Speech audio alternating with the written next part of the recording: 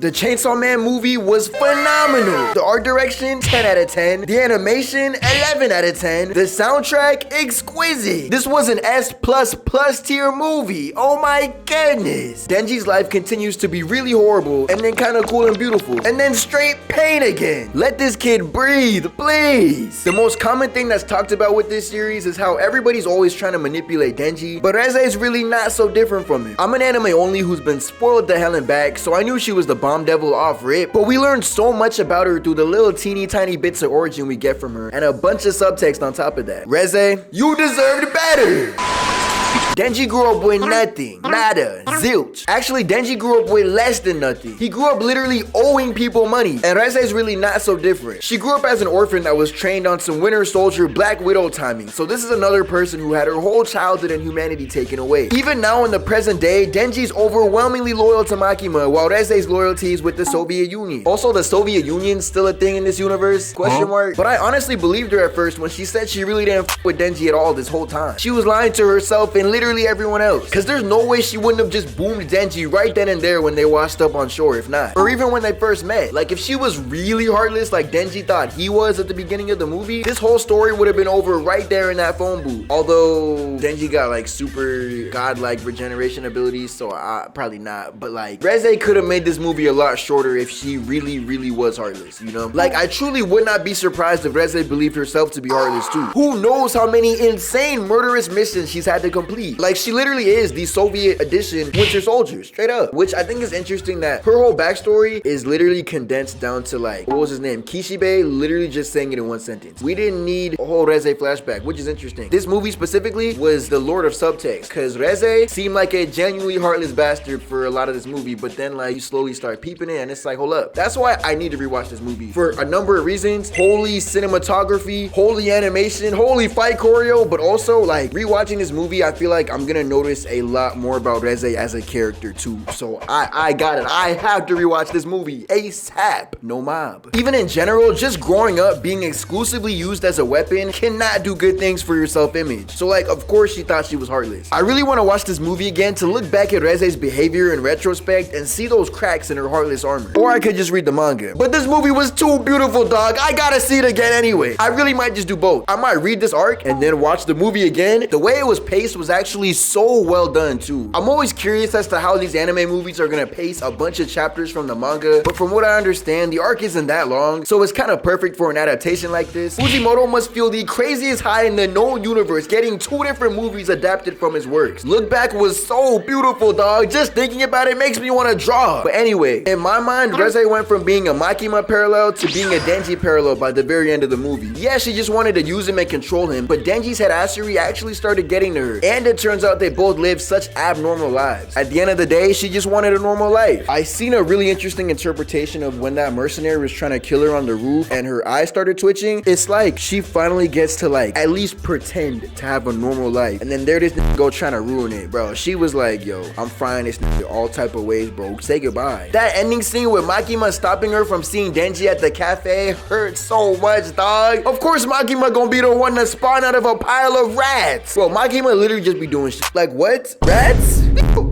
What? At the end of season 1, when that blonde woman was like, bro, this bullshit ass power gotta be Makima. I get it now. Because how are you spawning out of a pile of rats? What does she be doing? Who are you? Who are you? Reze was so close to finally getting a real taste of that normalcy. She just realized she wanted with Denji. Bro, TBH, as soon as I seen that Denji didn't kill her when they washed up ashore, I knew it was raps for her. I'm not gonna lie, Makima just been in the background this whole movie, and Reze gets to live at the end.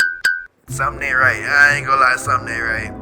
Makima pulling up on Reze was bar for bar the same move Shigaraki pulled when the League of Villains slimed out Overhaul. Whenever there's a smaller sub-antagonist, it only makes sense for the actual big bad to do them diabolical. It still hurt to see, not gonna lie, it still hurt to see. But in that same vein, there's no way that Emu doesn't get boomed by Blackbeard. You feel me? The big bad being the one to doing the like sub-big bad is just such a great way to lift up the actual antagonist as an even bigger threat. Anyway, completely unrelated, I just had to get that off. Like, that just feels like S tier, I don't know, threat building. Reze and Denji's devil designs aren't even that dissimilar to each other too. I mean, I guess all the devil hybrids look similar in that sense though, but the parallels were paralleling in this arc especially. But I guess Katana Man does look more alike to Denji than Reze does. They all got their main weapons on their heads and limbs with crazy looking teeth. Also, what happened to Katana Man? Like, I'm not gonna lie, season 1 was kind of a long time ago for me. I remember the easy revenge scene and him getting the actual doo-doo bonkers balls kicked out of him by Denji and Aki, but like, what happened to the nigga after that? Like, is he just in custody of public safety, or like, he's not dead? I don't know if any of these hybrids are dead, bro. They be having the craziest durability in the known universe. I like the art direction the first season took on with the super cinematic lighting and more action movie type vibe, but this Reze movie was something entirely different, and I love it so much. This movie is like drugs for my eyes specifically, dog. It was insane. Despite still taking place in the insane world that Chainsaw Man is, the first season kind of felt grounded in its visuals. But this movie is just so poppy and colorful. I seen a tweet from a manga fan of the series that said that season 1 looked great, but was a bad adaptation. And I guess that makes sense when you look at the actual manga panels versus the anime. But this movie was not that at all. Oh my B! There's literally a scene in the movie that like the colors especially perfectly pay homage to that first volume cover. And like all the blood is like a neon, very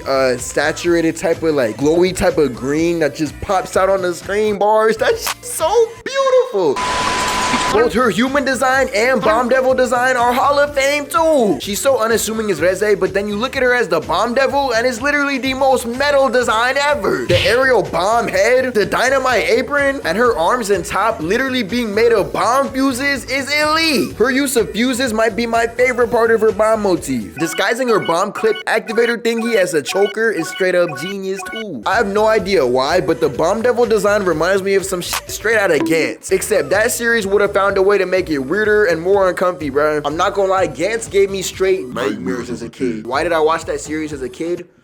Look, actually there's a whole video I made about that, but that's neither here nor there. I don't know, maybe it only reminds me of that series because of the heavy use of black in her design or something. I'm a little sad my gold power got fried off screen for like the whole movie, but shout out her for being there at the beginning. It's interesting that Makima literally has to nerf her when she consumes too much blood. It makes me wonder what the ceiling of Power's power really looks like. Power squared, if you will. Her super powered 4 horns were kind of neat too, but I guess we're not seeing those again. Also, am I tripping, or did they change Power's hair color to like fit the manga more? It's a lot more rose gold in this movie versus like what it was like in the first season. Like, this movie is just visually, oh my goodness. The Angel Devil is also very quickly rising the ranks of my favorite characters in this series. I already thought he looked cool, but now that I got a better idea of his personality too, this motherfucker is definitely my secondary goal. His design is fire, his Shikamaru ass attitude toward everything is fun to watch, especially in relation to other characters like Aki, and the little bits of his abilities we see are insane. This nigga basically smited Reze with the power of the gods himself. Bro, who is he feeling like? The whole not being able to touch anyone or else they lose time off their lifespan gimmick is extremely interesting too. I didn't understand why people shipped Aki and the Angel Devil from the little glimpses I seen in season 1, but after witnessing this movie, I get it now. That would actually be a really fun dynamic, but unfortunately, Aki don't give a f about love and romance. All this to see is vengeance. Also, Angel literally turns motherfuckers into weapons? Hello? Makima just casually dropped that information on some chill shit like it was normal? This is also easily the coolest angel in fiction now. Respectfully, move out the way. Yeah, I mean, it's not like Archangel was really that cool in the first place though. He low-key was not even like the top angel. He was really just the first angel I thought of. So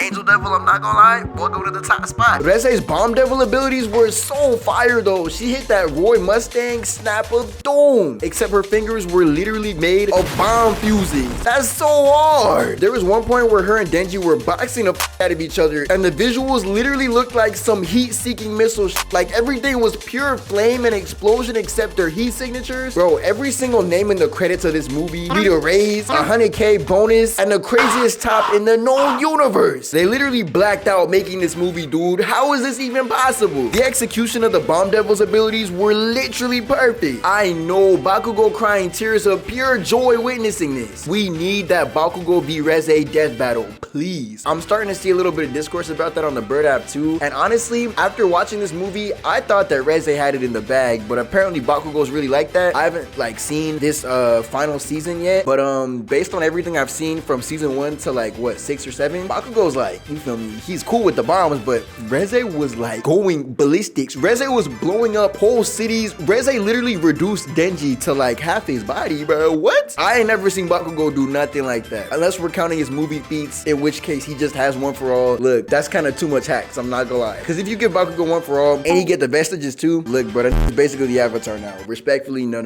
Pit Reze versus Bakugo, just bombs only, bombs exclusive. I feel like the Bomb Devil got that. That feels like it shouldn't be a crazy take, but the way niggas is writing for Bakugo is insane. Or maybe it was just that the movie was animated so beautifully that like it didn't look like that in the manga. I don't know, but from what I seen with my eyes, look, I ain't gonna lie, Reze got this shit in the bag. When this movie comes to digital, I'm literally about to spend like 12 hours looking at every single frame of this shit. Frame by frame by frame by frame. It was that beautiful. I just hope all these animators, all these cinematographers, all these voice actors, I just hope that they get all the love and praise and compensation that they deserve, bro, because this movie was just masterpieces, bro. This was masterpieces. But yeah, shout out Chainsaw Man, shout out Reze, and shout out you. I can't feel my face right now, I'm burning up. I got this feeling that I won't come down, like, got this feeling that I won't come down, like,